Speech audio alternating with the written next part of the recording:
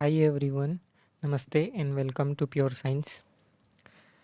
हम सॉल्व कर रहे हैं सीटेट 2019 दिसंबर का क्वेश्चन पेपर, है ना। पेपर 1 यानी कि जिसमें क्लास 1 से 5 तक के टीचर के लिए 1 से 5 तक के टीचर के लिए एलिजिबिलिटी टेस्ट होता है ना, प्राइमरी टीचर के लिए, पीआरटी के लिए। ठीक है, तो हम सॉल्व कर रहे हैं सीटेट 2019 दिसंबर का पेपर। ठीक है, पेपर 1 है ये, और CDP part 1, CDP child development and pedagogy. तो चलिए देखते हैं क्वेश्चन नंबर 1। भाषा के अर्जन एवं विकास के लिए सर्वाधिक संवेदनशील अवधि कौन सी है?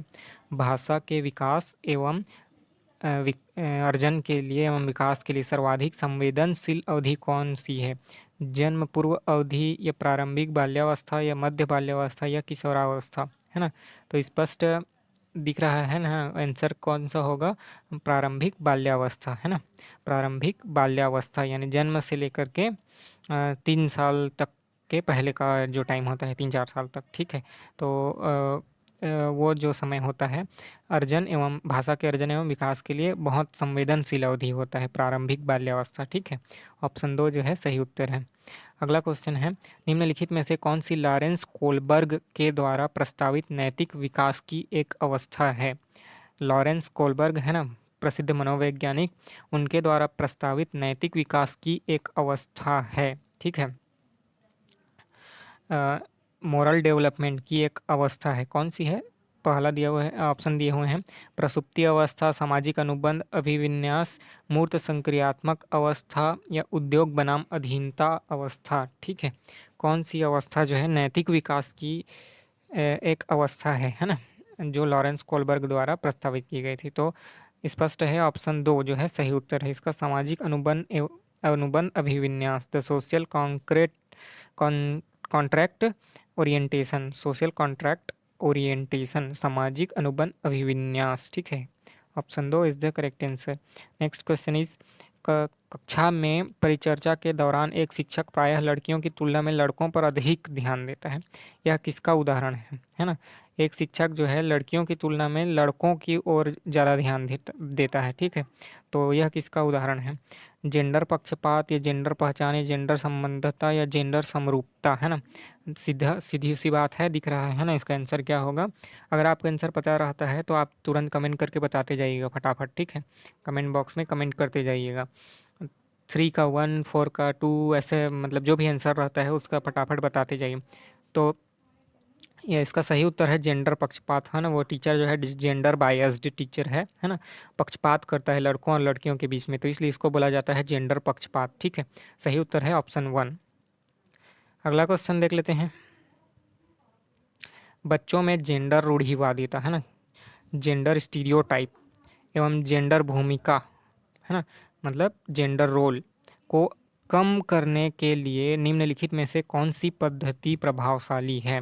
बच्चों में जेंडर रूढ़िवादिता एवं जेंडर भूमिका अनुरूपता को कम करने के लिए निम्नलिखित में से कौन सी पद्धति जो है ज़्यादा प्रभावशाली है? ठीक है, यह बताना है। तो ऑप्शन दिए हुए हैं, जेंडर पक्षपात के बारे में परिचर्चा करके, है ना, डिस्कस करके, या जेंडर विशिष्ट भूमिकाओं को महत्व देना, है ना, या जेंडर पृथक खेल समूह बना देना। पृथक खेल समूह बना देना तो सही नहीं है, जेंडर पृथक बैठने की व्यवस्था कर देना ये भी गलत है। ठीक है, तो कौन सा उत्तर सही होगा, है ना। दिख रहा है सीधा ऑप्शन जो है 1 सही है ना, ये भी सही नहीं है। जेंडर विशिष्ट भूमिकाओं को महत्व नहीं देना चाहिए, जेंडर पक्षपात के बारे में परिचर्चा करना चाहिए, यानी डिस्कशन करना चाहिए बच्चों के साथ, है ना, कि ऐसा होता है तो ऐसा क्यों होता है और सही है या नहीं। इसके लिए बच्चों से ही परिचर्चा करना चाहिए, है ना, उनसे डिस्कशन करना चाहिए, वाद विवाद और विभिन्न प्रकार के और जो है आयोजन करने चाहिए, है ना। इससे इससे संबंधित मतलब पहला जो ऑप्शन है वो सही है। अगला क्वेश्चन देखते हैं, निम्नलिखित में से किस मनोवैज्ञानिक ने बच्चों को उनके ज्ञान के सक्रिय जिज्ञासु के रूप में देखते हुए उनके चिंतन पर सामाजिक एवं सांस्कृतिक विषय वस्तुओं के प्रभाव को महत्व दिया? कौन सा जो ये मनोवैज्ञानिक हैं उन्होंने, है ना, ये काम किया? क्या किया? बच्चों को ज्ञान के सक्रिय जिज्ञासु के रूप में देखा, है ना, ज्ञान के सक्रिय जिज्ञासु रूप में, है ना। और उनके चिंतन पर सामाजिक एवं सांस्कृतिक विषय वस्तुओं के प्रभाव को महत्व दिया। तो कौन से वो मनोवैज्ञानिक हैं? ऑप्शन दिए हुए हैं John B Watson, Lev Vygotsky या जीन पियाजे या लॉरेंस कोलबर्ग। तो सही उत्तर है इसका लेव वाइगोत्स्की, है ना। सही उत्तर है लेव Vygotsky. Option 2 is the correct answer. Next question is, छठवां क्वेश्चन है, जिग्सॉ पहेली, है ना, जिग्सॉ पहेली को करते समय 5 वर्ष की नजमा जो है स्वयं से कहती है, नीला टुकड़ा कहाँ है? नहीं, यह वाला नहीं, गाढ़े रंग वाला जिससे यह जूता पूरा बन जाएगा। ठीक है, तो वो खुद से बात कर रही है ना, इसका मतलब स्वयं से कहती है बोल रहा है। ठीक है, स्वयं से कहती है, इसका मतलब है कि वो खुद से बात कर रही है ना जिग्सा पहेली को सॉल्व करते समय, और वो 5 वर्ष की है मात्र। ठीक है, तो बोल रही है कि नीला टुकड़ा कहाँ है? नहीं, यह वाला नहीं, गाढ़े रंग वाला जिससे यह जूता पूरा बन जाए। तो इस प्रकार की वार्ता को वाइगोत्स्की किस तरह से संबोधित करते हैं, है ना, जो खुद से बात कर रही है ना। तो जो है इस प्रकार के बात को वाइगोत्स्की किस तरह से संबोधित करते हैं? व्यक्तिगत वार्ता यानी प्राइवेट स्पीच, या जोर से बोलना, या पाड़ यानी ढांचा, है ना, या आत्मकेंद्रित वार्ता। तो ये नहीं है, ये तो है ही नहीं, जोर से बोलना है ही नहीं, व्यक्तिगत वार्ता, है ना, यानी कि खुद से बात करना, प्राइवेट स्पीच है, प्राइवेट, है ना, खुद से वो बात कर रही है ना, प्राइवेट है वो बात, है ना। तो option 2 is the correct answer. The next question is, बच्चों को संकेत देना तथा आवश्यकता पड़ने पर सहयोग प्रदान करना निम्नलिखित में से किसका उदाहरण है? बच्चों को संकेत देना, है ना, डायरेक्शन देना या संकेत देना, है ना, और जो है उनको सपोर्ट देना। ठीक है, सपोर्ट प्रदान करना, है ना, सहयोग देना, किसका उदाहरण है? प्रबलन या अनुबंधन या मॉडलिंग या पाड़ यानी कि ढांचा, स्कैफोल्डिंग, है ना। ठीक है, तो ये किसका उदाहरण है? ठीक है, तो देखिए सही उत्तर है इसका ऑप्शन 4, पाड़, ढांचा, है ना, इसका फोल्डिंग। तो इसका सही उदाहरण है option 4 is the correct answer. Next question is, निम्नलिखित व्यवहारों में से कौन सा जीन पियाजे के द्वारा प्रस्तावित मूर्त संक्रियात्मक अवस्था को विशेषित करता है ना। जीन पियाजे के द्वारा मूर्त संक्रियात्मक अवस्था, ऐसे 4 अवस्थाएं भिन्न भिन्न प्रकार की बताई गई हैं। ठीक है, बालकों के विकास से संबंधित, है ना, किस प्रकार का उनका उम्र के साथ कौन कौन सी अवस्था में वो बढ़ते जाते हैं, विकास किस प्रकार से होता है, इस संबंधित, है ना, जीन पियाजे ने बताया है। तो मूर्त संक्रियात्मक अवस्था को विशेषित करता है कौन सा? ये जो 4 चीज़ हैं इनमें से ऑप्शन दिए हुए हैं, परिकल्पित निगमनात्मक तर्क, साध्यात्मक विचार, संरक्षण कक्षा समावेशन, आस्थगित अनुकरण, पदार्थ स्थायित्व, या प्रतीकात्मक खेल, विचारों की अनुत्क्रमणीयता। ठीक है, तो कौन सा सही उत्तर है हमको बताना है। तो सही उत्तर है इसका संरक्षण कक्षा समावेशन, है ना, conservation, class inclusion. Class inclusion जो है मूर्त संक्रियात्मक अवस्था को विशेषित करता है। इसको किसने बताया था? जीन पियाजे ने। ठीक है, अगला क्वेश्चन है, बच्चों के संज्ञानात्मक विकास के संदर्भ में, संज्ञानात्मक विकास के संदर्भ में निम्नलिखित में से कौन सी जीन पियाजे की संरचना है ना। तो जीन पियाजे द्वारा 4 जो है अवस्था बताई गई है ना, तो आप जानते ही हैं। तो इसमें स्कीमा जो है शामिल है ना, अवलोकन, अधिगम ये तो नहीं है, अनुबंधन भी नहीं है, प्रबलन भी नहीं है। तो सही उत्तर कौन सा है? स्कीमा। ठीक है, schema is the right answer, है ना। सही उत्तर है ऑप्शन 1 स्कीमा। अगला क्वेश्चन, आकलन का प्राथमिक उद्देश्य क्या होना चाहिए, है ना। प्राइमरी ऑब्जेक्टिव ऑफ असेसमेंट, है ना, आकलन करना किसी बच्चे का कि वह कैसा परफॉर्म कर रहा है, सही से जान रहा है कि नहीं, किस तरह बिहेव कर रहा है, व्यवहार कैसा है उसका, ये सब चीज़ का आकलन करना, है ना, असेसमेंट करना। तो उसका जो है प्राथमिक उद्देश्य क्या होना चाहिए, आकलन का प्राथमिक उद्देश्य क्या होना चाहिए? विद्यार्थियों के लिए श्रेणी निर्धारित करना, है ना, के लिए श्रेणी निश्चित करना कि A grade, B grade, C grade इस प्रकार से होना चाहिए, ऐसा, है ना। तो मेरे को तो नहीं लगता कि श्रेणी निर्धारित करना सही होगा, है ना। संबंधित अवधारणाओं के बारे में बच्चों की स्पष्टता तथा भ्रांतियों को समझना, ये तो होना चाहिए, है ना। संबंधित जो भी संबंधित अवधारणाएं हैं, यानी बच्चे जो समझ रहे हैं किसी अवधारणा को, ये नहीं समझ रहे हैं, इसके बारे में बच्चों की स्पष्टता तथा भ्रांतियों को समझना। तो बच्चे स्पष्ट हैं या भ्रांति में हैं किसी कॉन्सेप्ट को लेकर, ठीक है, क्लास में बताई गई किसी कॉन्सेप्ट को लेकर, है ना, समझ रहे हैं कि नहीं, इसको समझना। ठीक है, विद्यार्थियों के प्राप्तांकों के आधार पर नामांकित नहीं करना चाहिए। रिपोर्ट कार्ड में उत्तीर्ण या अनुत्तीर्ण अंकित करना, ठीक है, ये उद्देश्य नहीं होना चाहिए। मतलब इनको कम से कम करें या ना भी करें तो चल जाना चाहिए, लेकिन ये जो है ज़रूरी है। लेकिन क्या है, आजकल करना पड़ता है, ठीक है, क्योंकि कंपटीशन और ये सब कहाँ से हो पाएगा अगर मतलब मार्किंग या नंबरिंग डिसाइड नहीं करेंगे तो, है ना, जॉब के लिए या कहीं पर अप्लाई करते हैं तो नहीं हो पाएगा सही से। लेकिन मुख्य उद्देश्य आकलन का ये होना चाहिए कि बच्चों में सुधार लाया जा सके, है ना, वो समझ पा रहे हैं कि नहीं, इसको खुद पहले समझ कर के फिर अपने उनके अकॉर्डिंग हमको अपना जो है अध्यापन कार्य करना चाहिए। तो प्रमुख उद्देश्य ये होना चाहिए। तो ऑप्शन 2 जो है सही उत्तर है।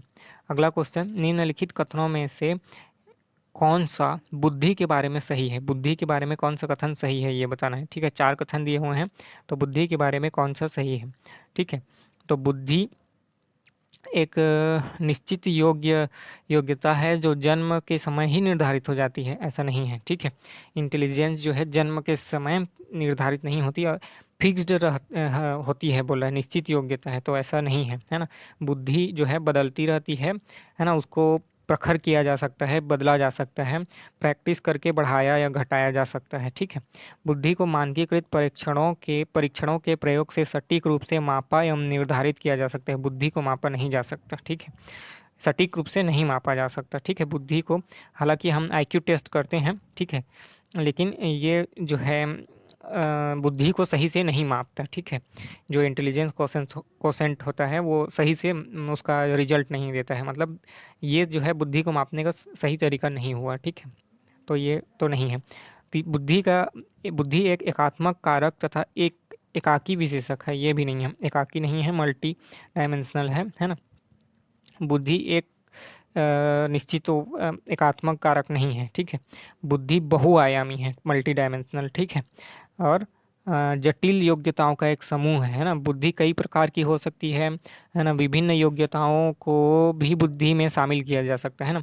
किसी का दिमाग पढ़ने लिखने में हो, किसी का खेलने में हो, किसी का हो सकता है कोई गलत काम करने में भी दिमाग लगता है किसी का, है ना। जैसे कार्ड खेलते हैं तो उसमें चीटिंग जो करते हैं बहुत लोग, है ना, ताश या कार्ड पत्ते है ना खेलते हैं उसमें। तो इस प्रकार से अलग अलग टाइप के दिमाग होते हैं। तो ये बुद्धि इंटेलिजेंस जो है बहुआयामी है तथा जटिल योग्यताओं का एक समूह है। Option 4 is the correct answer, ठीक है। नेक्स्ट क्वेश्चन देखते हैं। रूही हमेशा समस्या के एकाधिक समाधानों के बारे में सोचती है। कोई भी समस्या है उसके एक से अधिक समाधान के बारे में सोचती है, सिर्फ एक ही टाइप का समाधान नहीं, ठीक है। एक से अधिक समाधान हो सकते हैं ऐसा सोचती है। इनमें से काफ़ी समाधान मौलिक होते हैं। रूही किन गुणों का प्रदर्शन कर रही है ना। इनमें से जो काफ़ी समाधान हैं वो फंडामेंटल या ओरिजिनल होते हैं, ठीक है। मूल होते हैं, मौलिक है ना, ओरिजिनल काम होते हैं, ओरिजिनल समाधान होते हैं। तो रूही जो है हमेशा ये सोचती है कि कोई भी समस्या का सिर्फ एक सॉल्यूशन नहीं होता, एक से अधिक हो सकते हैं या अधिक तरीकों से किए जा सकते हैं, ठीक है। तो किन गुणों का प्रदर्शन कर रही है? सृजनात्मक यानी क्रिएटिव, है ना, या अभिसारी विचार या अनम्य विचार या आत्म केंद्रित विचार, है ना। तो ये नहीं है ना, ईगोसेंट्रिक तो नहीं है, रिजिड भी नहीं है और कन्वर्जन भी नहीं है, सृजनात्मक विचार है, मतलब कि वो क्रिएटिव बच्ची है ना। उसका जो विचार है क्रिएटिव है, मतलब एक से अधिक खुद निकाल ले रही है, बोल रहे हैं ना। जैसे बुक में दिया हो किसी क्वेश्चन का एक सॉल्यूशन, लेकिन वो रूही सोचती है कि एक से अधिक सॉल्यूशन हो सकते हैं या सॉल्यूशन एक ही हो लेकिन एक से अधिक तरीक़ों से किए जा सकते हैं, इस प्रकार से सोचती है। तो वो उसका जो दिमाग है क्रिएटिव है, ठीक है, सृजनात्मक विचार वाली है, ठीक है। अगला क्वेश्चन, शिक्षण अधिगम प्रक्रिया में वंचित समूह से संबंधित विद्यार्थियों के द्वारा सहभागिता कम होने की स्थिति में एक शिक्षक को क्या चाहिए, ठीक है। शिक्षण अधिगम प्रक्रिया में वंचित समूह हैं, ठीक है, मतलब कि जो वंचित किए गए हैं, या मतलब जो बच्चे डिसेबल्ड हैं या और विभिन्न प्रकार से वंचित से विद्यार्थी हैं के द्वारा सहभागिता कम होने की स्थिति में एक शिक्षक को क्या करना चाहिए, है ना। डिसेबल्ड या जो विशेष योग्यता वाले बच्चे होते हैं उनका सहभागिता जो है कम होते जा रहा है, ठीक है, शिक्षण अधिगम प्रक्रिया में। तो शिक्षक को क्या करना चाहिए, ठीक है। बच्चों को विद्यालय छोड़ने के लिए कहना चाहिए, ये तो नहीं होगा। इस स्थिति को जैसा है वैसे स्वीकार लेना चाहिए, ये भी नहीं, ठीक है। इन विद्यार्थियों को अपनी अपेक्षाएं कम करनी चाहिए नहीं, है ना? वे अपने को सीमित क्यों करें, अपेक्षाएं कम क्यों करें? तो सही उत्तर यही होगा, है ना? अपनी शिक्षण पद्धति पर विचार करना चाहिए टीचर को, खुद को, है ना? तथा बच्चों की सहभागिता में सुधार करने के लिए नए नए तरीके ढूंढने चाहिए। ठीक है, मतलब कि बच्चे किस प्रकार से क्लास ज्वाइन करें और किस प्रकार सीख सकें, इसके लिए प्रैक्टिस करना चाहिए, प्रयास करना चाहिए टीचर को। ठीक है, अगला क्वेश्चन देखते हैं। एक समावेशी कक्षा में एक शिक्षक को विशिष्ट शैक्षिक योजनाओं को, है ना, तैयार नहीं करना चाहिए या कभी-कभी तैयार करना चाहिए, ये भी सही नहीं है। ठीक है, सक्रिय रूप से तैयार करना चाहिए। ठीक है, हतोत्साहित होना नहीं चाहिए। ठीक है, तो option 3 is the correct answer. ठीक है, क्या बोल रहा है? समावेशी कक्षा है ना, इंक्लूसिव क्लासरूम उसको बोला जाता है जिसमें सभी प्रकार के बच्चे एक साथ पढ़ते हैं, है, विभिन्न योग्यताओं वाले, मंद बुद्धि वाले, उच्च प्रखर बुद्धि वाले, ठीक है, डिसेबल्ड पर्सन से लेकर के सभी प्रकार के बच्चे हैं, विभिन्न योग्यताओं वाले बच्चे एक साथ पढ़ते हैं, उसको समावेशी कक्षा बोला जाता है, इंक्लूसिव क्लासरूम।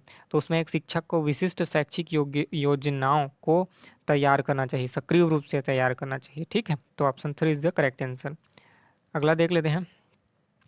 पठन वैफल्य यानी पढ़ने में असफल या विफलता वाले जो स्टूडेंट होते हैं, डिसलेक्सिया इसको इंग्लिश में बोला जाता है, जो आप जानते ही हैं।